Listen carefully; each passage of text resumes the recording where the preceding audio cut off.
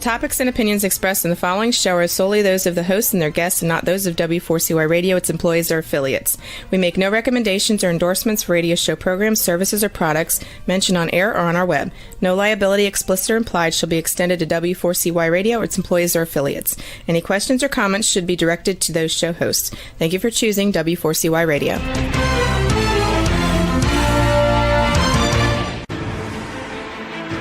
What's working on purpose anyway? Each week, we ponder the answer to this question. People ache for meaning and purpose at work, to contribute their talents passionately and know their lives really matter. They crave being part of an organization that inspires them and helps them grow into realizing their highest potential. Business can be such a force for good in the world, elevating humanity. In our program, we provide guidance and inspiration to help usher in this world we all want, working on purpose. Now, here's your host, Dr. Alise Cortez.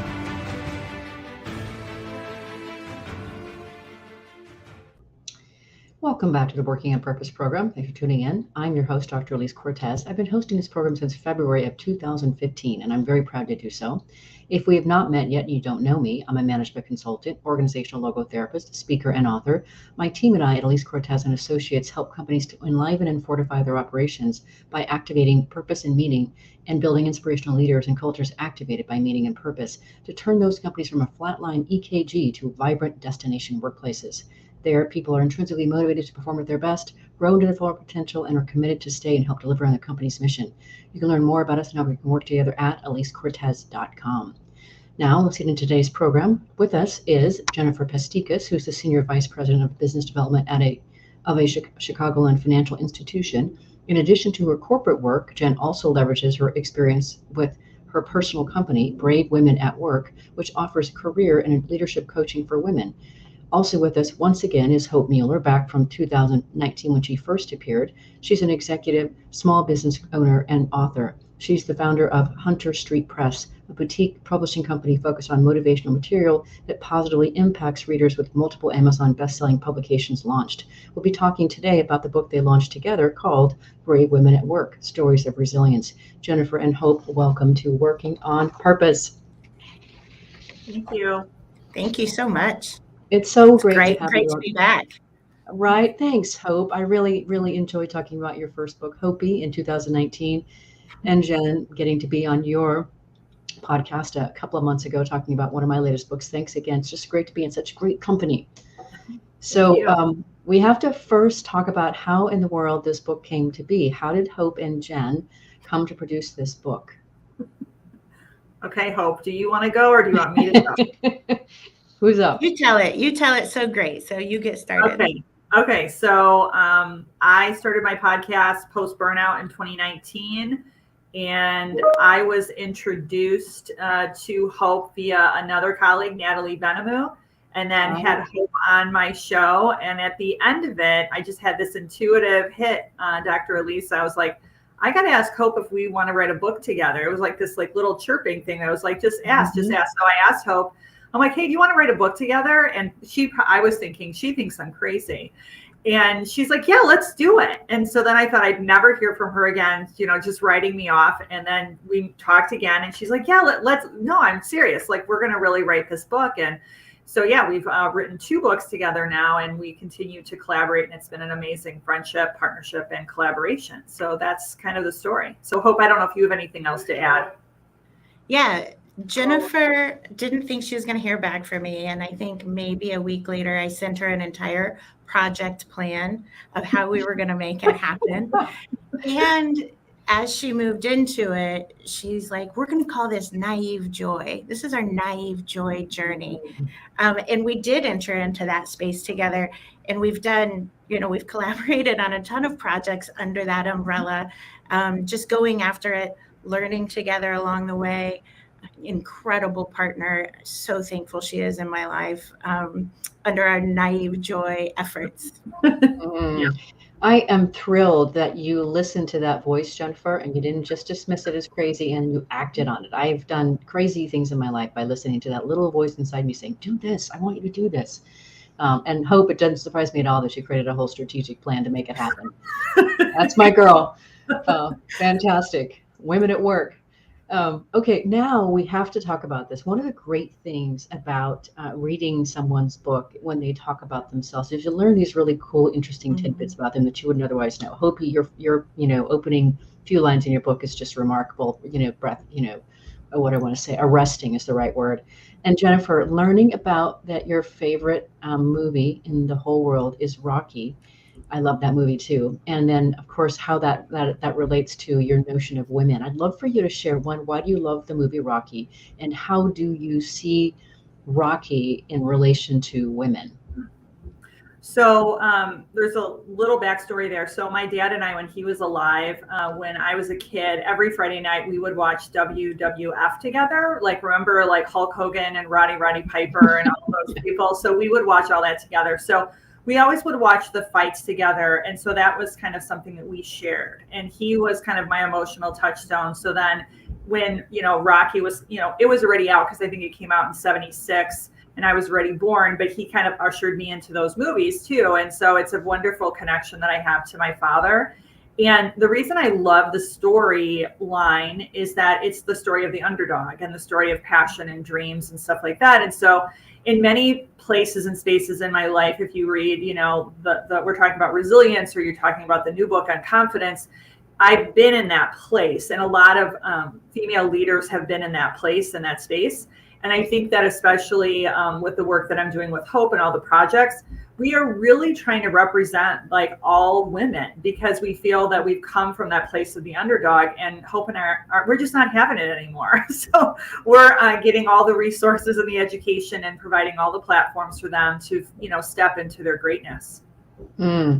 I love that, Jennifer. I really love that. I really, really resonate with that. And I do find, and I don't exclusively work with women. I work with men and women, but I very much align with what you said in your book about this notion of the importance of that reading these stories. This is a collection of stories from various really amazing women, that you hope that in reading these stories that people will recognize that there's comfort and solace, and that we're not alone in this journey. And that we can manage our self-doubt, our imposter syndrome, this feelings of fear. These are all part of the human condition. And by the way, these things happen in men and women, but I do believe that women suffer from them more often or deeply, it seems. So this whole inner critic that we seem to have, that is just always sitting on our shoulder, watching us wherever we go, and very quick to whisper in our ear that we're not doing something right, or we can't do something, is present. And I really appreciate that you have collected a collection of stories of women that really share very openly, including you, Jennifer, what they've gone through to become who they are. It's really beautiful. Thank you. Yeah. I read the whole thing, of course, as I'm prone to do. And I reached out to all of the women on LinkedIn and to connect with them, because I couldn't help myself. After I'd read their story, I'm like, I want to be in your world. Well, that's amazing. Thank you for doing that. You're welcome. You're so welcome. I am curious how you found these women. So for the first book, so we were talking about resilience, the stories of resilience, Brave Women at Work, and then Stories of Resilience is a subtitle. So Hope, assigned that to me, which was a whole new experience. But then just go find people. And so a lot of people thought that when they read the book, they're like, oh, Jen knew these people, or Hope knew these people. We didn't know any of those women. Mm-hmm. And so what I did was I kind of did, like if you help wanted, like who wants to be an author kind of like post in Facebook. And I have to tell you, we attracted, I think that the universe and God has a way. So like we attracted the most amazing women first round for resilience. And we continue to attract amazing women in that process. And so that's kind of how we found the first crop of women. And there are some women to this day that continue to champion our cause for Brave Women at Work and find us new authors all the time, which Hope can definitely speak to. I know that we keep her busy over in Las Vegas. So we Brave Women at Work, Lessons in Confidence. We found that cohort much quicker because we had the first book out, and then people were coming to us. Mm-hmm. So we have already called the cohort for Brave Women at Work, Lessons in Leadership. Kickoff will be in September. And we are about 5 authors in our 4th book, Brave Brave Women at Work, Lessons in Letting Go. And at this point, we just have authors and, folks who want to join in. And it is humbling. These women are powerhouses, right? I think we had 5-6 doctors on the last book, and they're so amazing, and each one of them have an incredible story to share. And each of them share their story either of resilience or confidence in a different and nuanced way, which is also great for the reader, right? So that, what might be really interesting for one style of writing or a different style of writing, the reader can, it's like choose your own adventure. Oh, I really love this author, and, she's really resonating with me, but you learn from all of them. Mm-hmm. I really appreciate that. The red book behind me, which is called Passionately Striving to Why, that's a collection of 25 stories from women around the world that I also went and found. I found them on LinkedIn, and then I invited them to come in, and a couple of them referred other people, but I really appreciate that whole recruiting method. And now you guys can actually go for eternity on various topics with this whole model. So, be careful what you've just opened up here. I see the spigot is wide open now. So the other thing, another reason I wanted to have you both on, one, I treasure you both, and I appreciate who you are being in the world. And you're talking about something in this particular collection of resilience, and also the confidence one, about stuff that's really important to navigate well if you want to live your fullest and best life.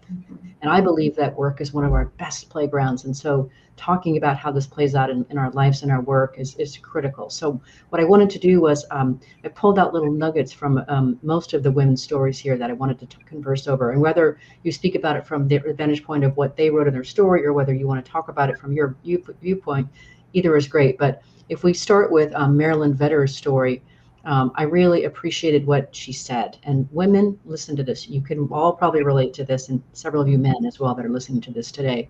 She says, like many females, I thought working my tail off would give me visibility and move me to the top of the list for promotions. Silly me. It wasn't until later in my career that I realized I needed to ask for promotions and raises. No one was going to hand them to me. Why not me? My male counterparts asked for raises and promotions without hesitation. So I really appreciated that she is talking about something that I hear all the time when I'm working with women, about the need to champion ourselves, to ask for what we want, to ask for what we think we deserve, or ask for raises and promotions. If one of you or both of you could speak to this, I think this is a critical topic to open with. I'll take it if you're okay with that, Jen, for two reasons. One is I love how Marilyn talks about it in that chapter and how important it is to be an advocate for yourself. But really how she comes to the close in that chapter is how we and all of the readers, all of the authors, and all of us leaders have to reach out and train all of those folks coming up, men, women, all young people, all emerging leaders, of, hey, you have to advocate for yourself. Train them how to advocate for themselves, train them how to negotiate. So I think, that chapter is so powerful. It's the reason why it was the start of the book, to talk about that. And she not only talks about her own experience, but then she really pulls it through and says, hey, all of us, it's a call to action. Go out and teach this to other folks. And then secondly, the reason why I took this question is, as the managing editor of this work, these women are amazing, right? I think there's 5 or 6 doctors in there. In the first round of the entire book, no one used the word promotion. Yeah. I got promoted. None of them said, I got promoted. They tortured their words around to try and say, oh, I got more responsibilities and a bigger title. But even in a book about confidence, with no one said I'm promoted. So I think that's another really big learning, is it's okay and be encouraged to use the real language, to use powerful language to say I was promoted. It's not bragging. It's not, over the top. It's not arrogant. It's just a fact. I was promoted. So you find it in the book now, but that first draft with all of these amazing women, with all of their big accomplishments, never once did they say I was promoted. That's powerful. And to that end, the other, a little bit more that Marilyn Vetter said in her story that I really, really aligned with, she's talking about author and Yale professor Zoe Chance. And she talks about how she attributes the inability to see women's potential in our society and culture because we associate leadership as a masculine trait. And then Chance's quote captures these findings perfectly. She says, quote, women feel forced to compete on their record, whilst men can compete on their vision. That's a powerful distinguishing statement. Mm-hmm. Yes, I think that also goes part and parcel where we know that the studies are clear that women will only apply or speak up or do things that they have, nearly 100% of the skills, whereas men will, kind of be like, hey, I've got about, 50% or whatever the percentage is, like, I got it, I can do that's right. So I think that women need to have a little bit more of that confidence that's why we're putting out this work to say, hey, you know what, I can do this, why not me? Mm-hmm. Beautiful. On that note, let our listeners and viewers reflect on this. Let's grab our first break. I'm your host, Dr. Alise Cortez. We've been on air with Jennifer Pasticas and Hope Mueller, who collaborated to bring forth a collection of stories from women called Brave Women at Work, Stories of Resilience. We've been talking a bit about where this book came from and why it's important. We're going to hear about more of the stories when we come back. Stay with us.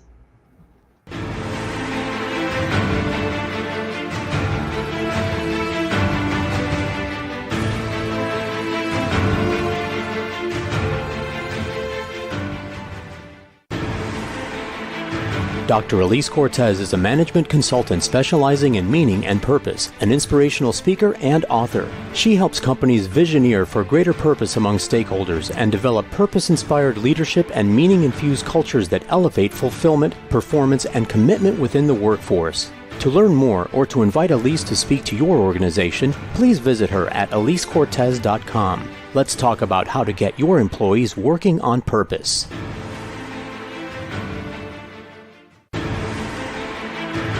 This is Working on Purpose with Dr. Alise Cortez. To reach our program today or to open a conversation with Alise, send an email to Alise, A-L-I-S-E, at alisecortez.com. Now, back to Working on Purpose.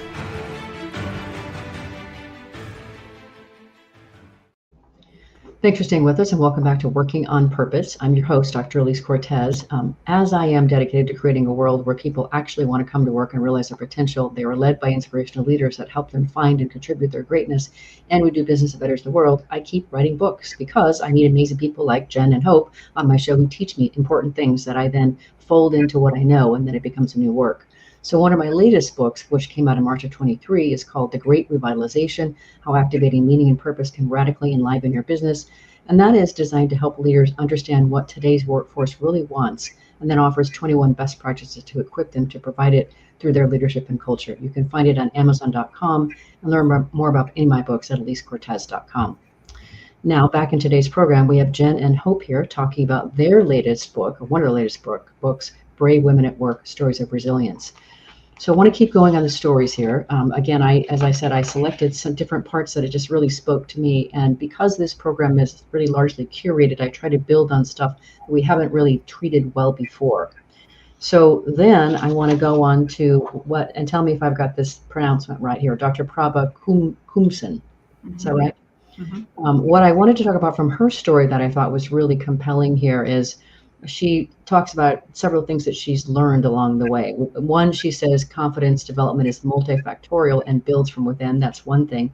But I really also wanted to talk about what she says is one grows from pain in unexpected ways.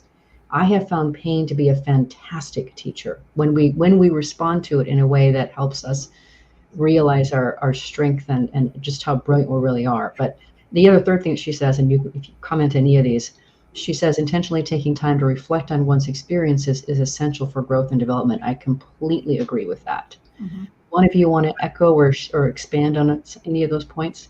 Mm-hmm. All right, so I'll start off, Hope, on my side. So for Dr. Prabha, I think her story was so beautiful, and I know Hope will comment on this. I believe her intro paragraph was like, Hope, you said it was like one of the most beautiful pieces of writing that you've ever written. Like, I think that Hope may have teared up a little bit with the beginning of that chapter. And just giving credit to Dr. Prabha, I mean, she wove kind of the genealogy of her family into her story. And how she's come so far. I mean, she's moved all over the world for, her, in her lessons and her career and just everything that she's done. And she wove in those stories of confidence, and given credit where credit is due, in her family. She had her own failings and, wobbles and, things like that, where things were kind of like bouncing back and forth. But I think she reflected on them so beautifully. And why I will comment on, the idea of growing from pain.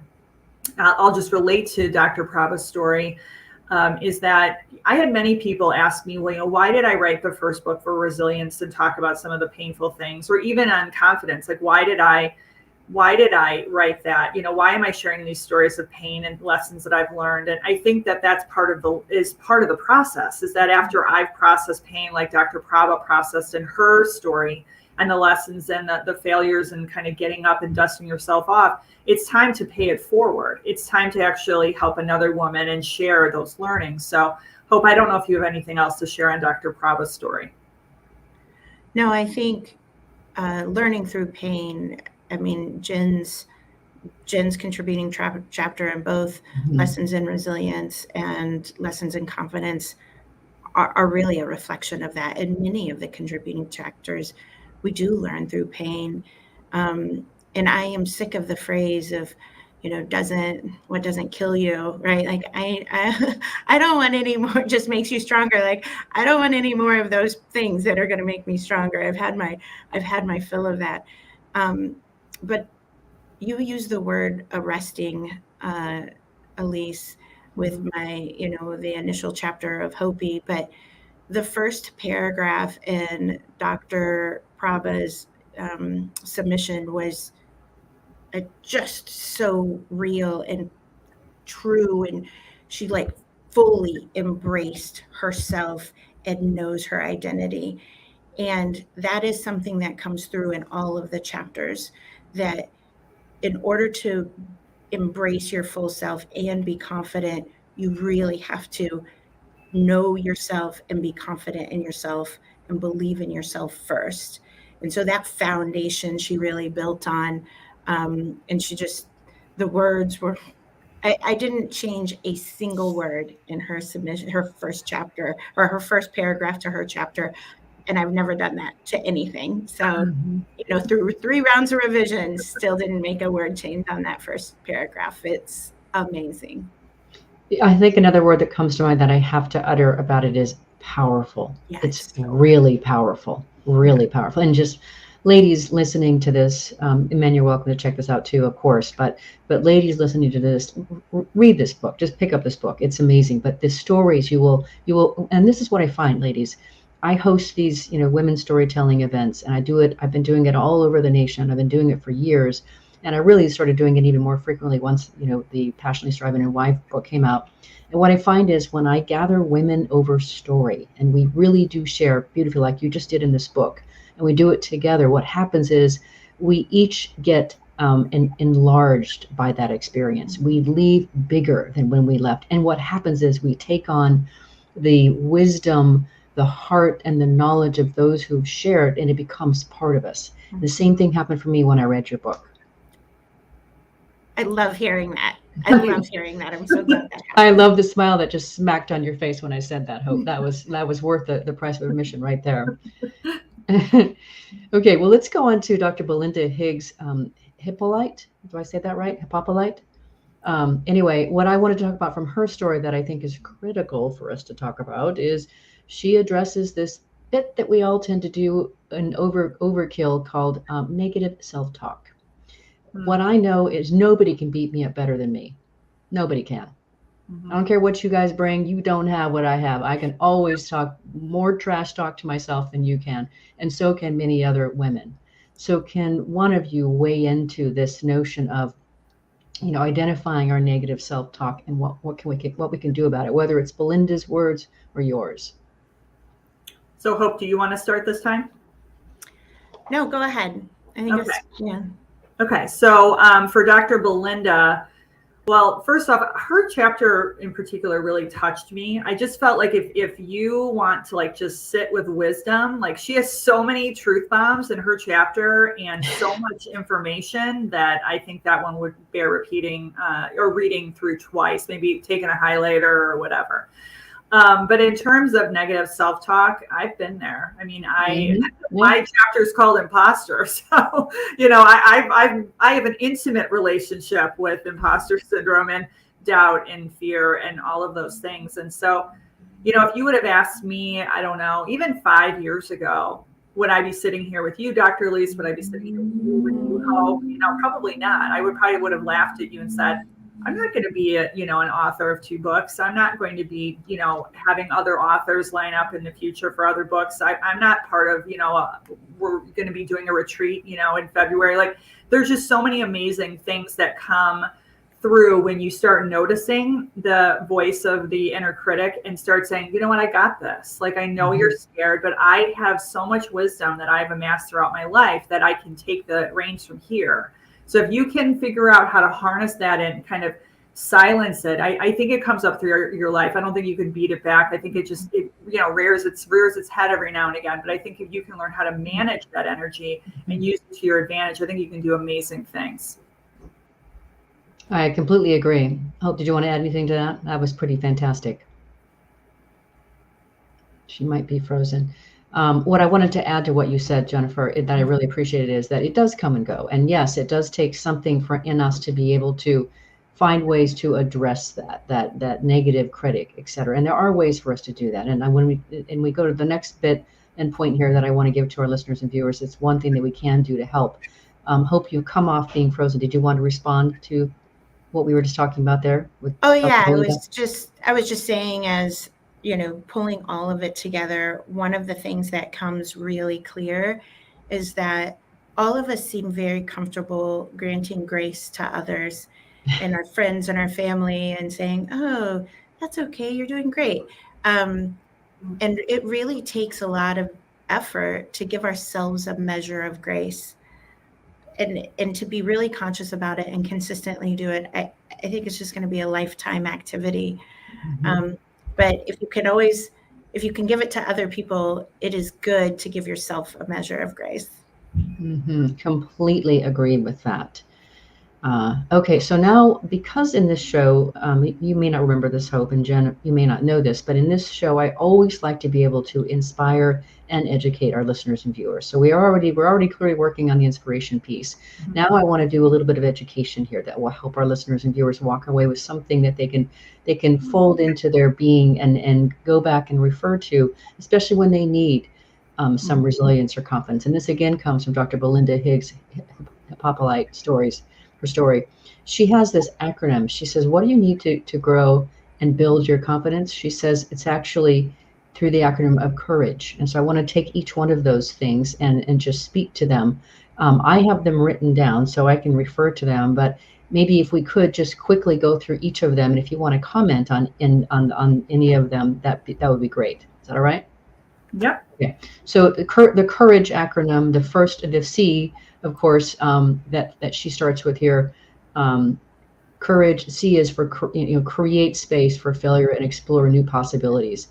I think that's really a great thing to put forth. So the first part of this acronym, courage, is creating space for failure and exploring new possibilities. Either one of you want to weigh in on that? I can start by saying that I think that you need to have that in order to expand. We talk about growth versus fixed mindset. I've talked about it on my own podcast. And so I think that you can't close down and say, oh, I failed and be in the same presence of new possibilities. I think you need to reflect on those failures and still allow yourself, like Hope just said, the compassion and grace to move forward to new things. Okay, great. O is open your heart to new opportunities and new experiences. And I think that's also, the last one really speaks to giving yourself grace to fail. And when you do fail, giving yourself grace for that. Now we're talking about opening our heart to new opportunities and new experiences. I'll jump in on that. And I'm just going to say one phrase. It's naive joy. I love that. Right? Like, gotta open up, gotta jump in, and be willing to fail. Quite honestly, right? And be willing to succeed. So, go after it with a naive joy, and know that along the way you're going to learn a lot, and you're going to be better for it. Beautiful, Hope. Okay, so then the U in courage is understand your purpose and embrace that you are original. Oh, that really speaks to my heart. So we'll bounce back and forth, Hope. So I think that just like you have your fingerprints and you know that you're unique, I think we have to remind ourselves that we are a unique individual with unique gifts. So the thing that works beautiful about Hope and my partnership is that, we each have, it was really cool. Like, she's like, I'll take the editing. And I'm like, I don't want anything to do with editing. Like, I really like marketing. And she's like, oh, I don't like marketing. So, I mean, we each have our own strengths and we play off of one another. And that's when the beauty and the magic happens. It's not when we're trying, I'm not trying to be Hope. Hope's not trying to be me. We're swimming in our own lanes. And I think we just need to remember that we each bring our own brilliance.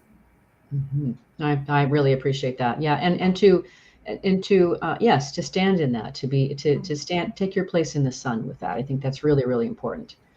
Okay. So then the R encourages to respect yourself and respect others. Boy, that's another thing, starting with respecting ourselves. I think that's really critical. I always come up with this concept of, when I'm always trying to please someone else or be somebody else, right? Or be someone else's version of myself, right? Which actually Dr. Hippolyte talks about, right? That's a lot of her story. That's what the respect is. It's like, oh no, I have to respect myself. I have to know who I am first, because otherwise I'm always on the back foot trying to prove myself to be something that I'm not. So respecting exactly who I am and embracing that's one of the foundations of being able to have your confidence. Indeed. Okay, so then the A encourages to ask questions to increase your knowledge and understanding. I love asking questions. Part of the reason I host the show. Yes. So I'll take this one. So I too, so Dr. Alise, I have a podcast, so I ask questions all week long to guests. So I think that, I had a paper in college. A philosophy teacher told me, and I'll never forget what he wrote on the top. And he said, curiosity cannot be taught. And so I think that, you need to be able to be curious. And I think there's another, famous quote. It's like, if you don't ask, you don't get. And so I think that's also foundational for confidence, is that you have to be able to ask those questions and be curious to move forward. Yeah, and let me just give you a quick shout out here, Jen, because you interviewed me on your podcast, and I really appreciated the beautiful depth of your questions. I thought we really generated a beautiful conversation, and that really does speak to your capacity to ask interesting, curious, intelligent questions. So I witnessed this. We have one person for sure that has proof this is true. Okay. You're welcome. The G encourages for grow in grace and remain grounded in your values. Ooh, that's critical. This one is probably resonates a lot with Dr. Hippolyte. She's very spiritual. It's part of her being. It's part of her fabric. It comes through when you meet her. It certainly comes through in her chapter. And being grounded in yourself. Again, it comes back to respect of who you are. But, staying humble, I think largely many of us are pretty good at staying humble. It's harder to give ourselves grace than, staying humble. But being grounded exactly who you are and what your values are. Otherwise, you're just striving to be somebody else or striving to be somebody else's version of yourself. Totally agree. Okay, the E encourages, which of course I really resonate with, encourage yourself and others. So important. So I think that's what this is, ties it really nicely into a bow. That's what we're doing. If I could say to any woman or any person listening, help encourage someone, right? If they're having a bad day, help encourage them. And I think that's a lot of what Jazz is Hope and I is. We're we encourage one another, but we're so excited about what we're doing because we know it's encouraging other people. We know it's inspiring other people. And so when we get it, it's funny what, whether it's one comment in Amazon or, like whatever it is, we're like, oh, we've encouraged someone. And you have no idea how much that inspires us too, in turn to produce more good content. Oh, I think I have an idea. I think I know what that feels like and why you want to keep doing it. On that note, let's grab our last break. I'm your host, Dr. Alise Cortez. We've been on the air with Jennifer Pasticas and Hope Mueller, who've collaborated to bring forth a collection of stories from women called Brave Women at Work, Stories of Resilience. After the break, we're going to hear more about Jen's story and why this work can mean the difference to you in your lives. Stay with us. We'll be right back.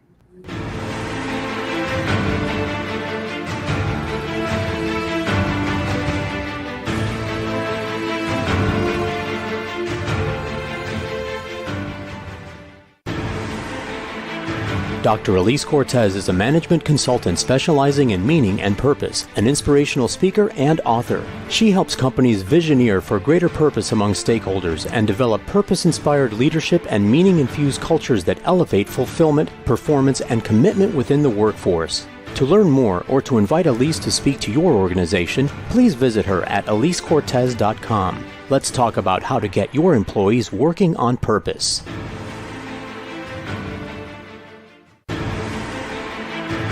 This is Working on Purpose with Dr. Alise Cortez. To reach our program today or to open a conversation with Alise, send an email to Alise, A-L-I-S-E, at alisecortez.com. Now, back to Working on Purpose.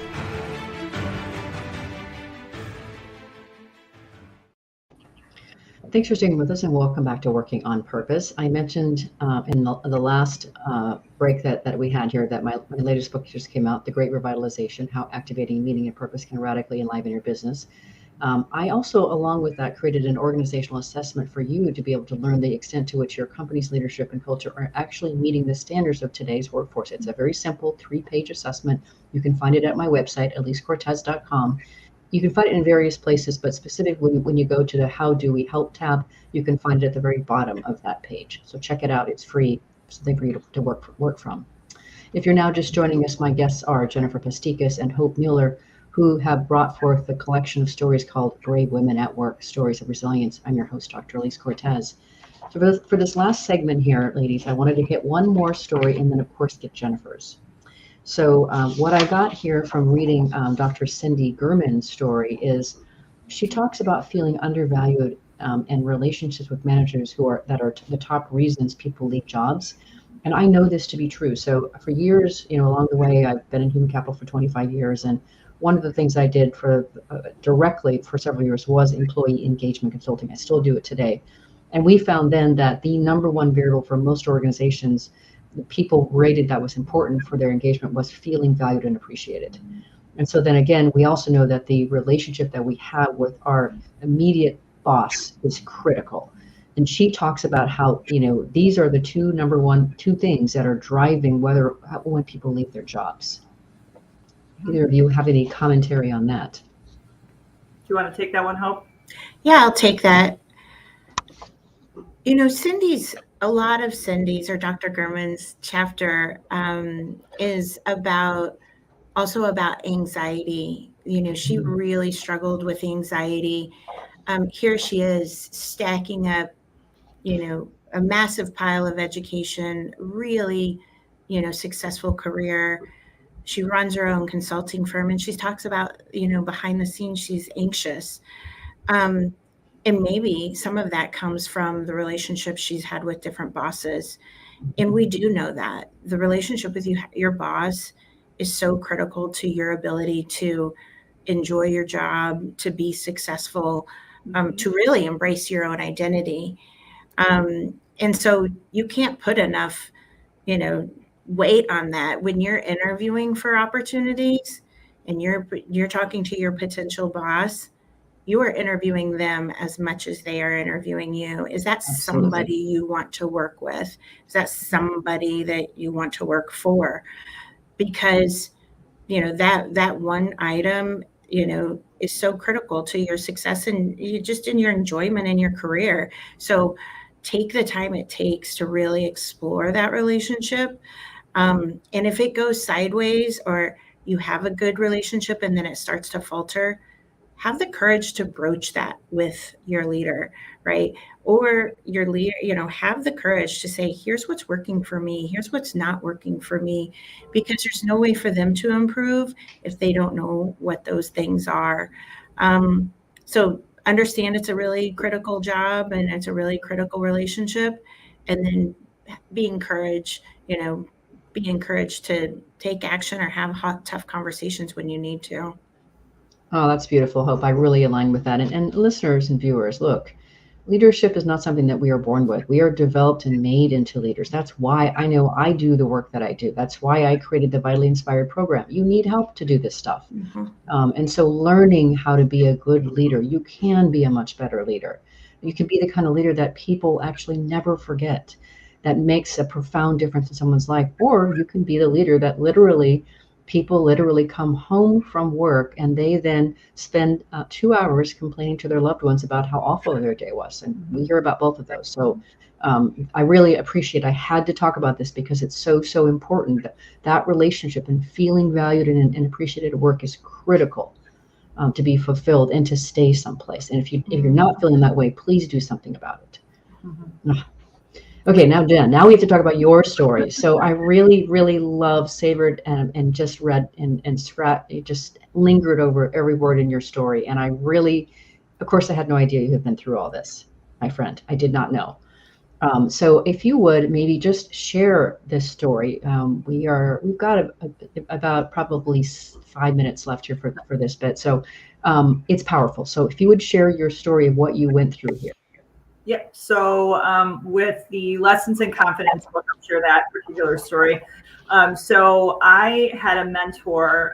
My boss at the time was also my mentor, and we had such a close relationship. And I was young at the time when he hired me, and I was naive. I didn't know.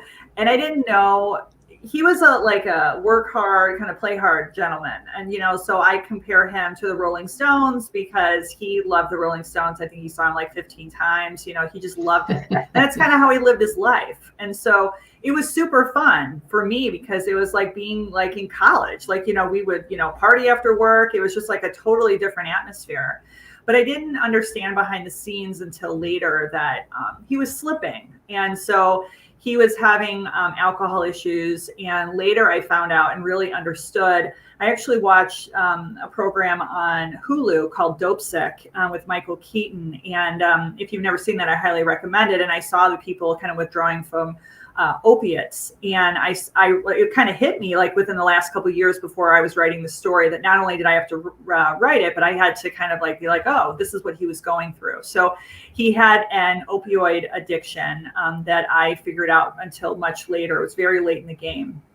And I told him and warned him, again, intuitively, I said, hey, I don't want to speak at your funeral because I really cared about him. And he kind of waved me off because we all do that, right? We don't think that we're ever going to be the one.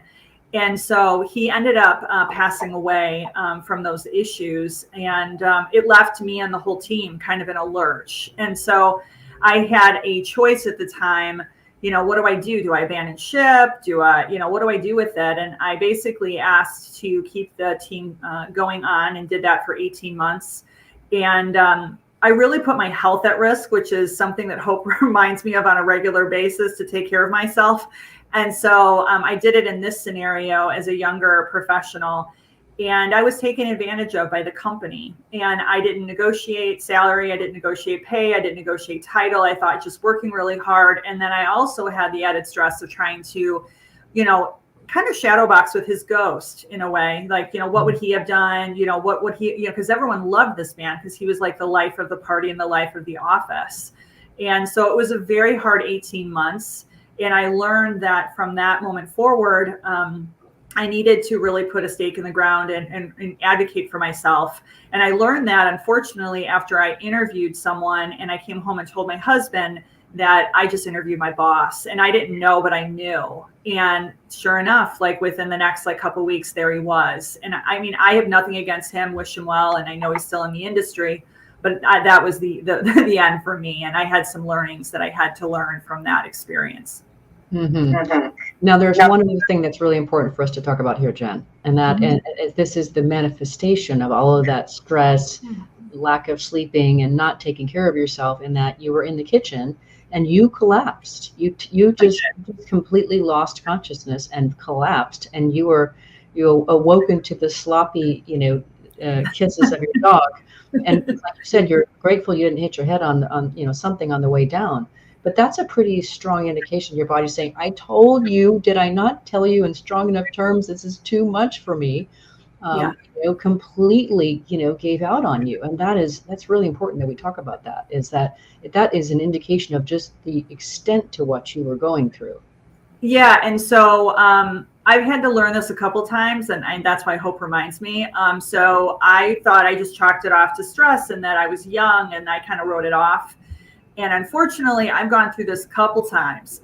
So hopefully I don't have to go through this anymore. But yeah, it was scary. I mean, it was really, really scary to be up one moment and conscious and then, down on the floor the next. And I was by myself with my little puppy. So he was kind of the little hero that day to kind of awaken me. But yeah, I don't recommend it for anyone. And if you ever feel symptoms, like, I think the learning is tap into your body and what your body is saying, because the innate wisdom is there. Yeah. Yeah. The Body Keeps Score is one of those books. So we're getting close to the end of time here, but if you can just, briefly, just a couple of lessons did you get from that? What did you learn from that experience? Well, I learned to advocate for myself. So, whether I've got to talk to, other friends, I've called Hope on some things like, hey, what do you think? And bouncing ideas with your internal board of directors, like your cheering section, to make sure that you're advocating for yourself is absolutely critical. And I think the idea of speaking up, and it's really the precursor, if you think about it, of everything that I'm doing now, because I don't want women to fall apart in the kitchen. I don't want people to burn out. I don't want women to not get promoted or get raises. I just can't. I just absolutely can't. It's part of my life's work to avoid this from happening to other women. Wow. It's just really powerful, Jennifer. And when there's power in stories, right? I believe in that. And that's why I have my anthology out too. That's why I do the women's storytelling, evenings, etc. Power in stories. So thank you very much for sharing yours. No problem. Now we come to the close of this, and you both probably know that this podcast is listened to by people around the world. And what we're really out to do in this podcast, people listen to this because they want to be part of creating the workplaces where people actually can come alive and realize their greatness. They are led by those inspirational leaders that bring them into a place and level that they couldn't get on their own. And we're doing business that betters the world. What would you like to leave them with? Oh, Hope, I'm going to volley this to you. I'll go first. I'll definitely go first, but we must hear from you. I think at least, on the topics of these books and the Brave Women at Work series, how it's shaped up so far is, the first and most important step is to believe in yourself, right? You must embrace who you are, all of the great things, all of the things that need work, and you have to believe in yourself first. If you spend your life trying to be someone else or someone else's vision of you, you will never be satisfied. And quite frankly, they will never be satisfied. Mm-hmm. Hiding does not work. Hiding from something or hiding from your true identity doesn't work. Making yourself smaller doesn't work either. And in this book, women tried all of those things. Mm-hmm. You have to believe in yourself, and you have to embrace your full self to step into your full confidence. So start there. Start with believing in yourself and embracing your whole self to become your full confident self. Mm-hmm. Mm-hmm. And I would just add in there, I think you did a beautiful job, Hope. I would just say that it doesn't have to be monumental leaps. Maybe the first step is just reading a chapter a day or a week of this book, or, any book that'll help you understand, the greatness inside yourself, that you can. We as women just are always like, oh, I could possibly not do that. Or I'm not qualified enough. It's just, take the incremental steps that you need to take today to grow your confidence so that we can see the brilliance that we know is inside of you. I think one of the saddest things is to let your brilliance stay within you at the end of your life. So let's see your brilliance, and we know you can. Beautiful way to finish, both of you. I'm very grateful to have both of you in my lives. Thank you for coming on Working in Purpose and sharing from your heart and your soul so beautifully. listeners and viewers have gained from that so much. What website, where can people find you at to get more information? So for me, you can find me at bravewomanatwork.com. Okay. Hope? You can find me at hunterstreetpress.com, and you, of course, can find our books, all of the Brave Women at Work series, on Amazon, any retail channel, or either one of our websites. Excellent. Thank you so much.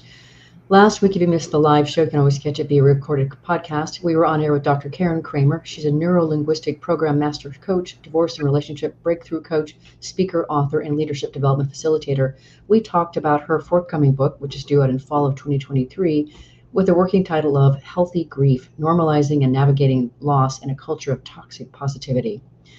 Next week, we'll be on the air with Robert Lengel talking about his new book, A Place for Tea, Giving Voice to the Tortoise in Our Harebrained World. Amazing. It's amazing what he's done here. So this is something totally different than what we normally cover in the show.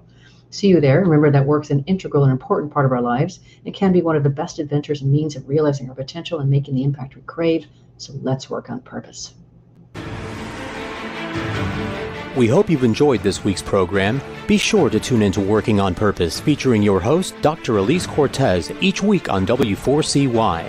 Together, we'll create a world where business operates conscientiously, leadership inspires impassioned performance, and employees are fulfilled in work that provides the meaning and purpose they crave. See you there. Let's work on purpose.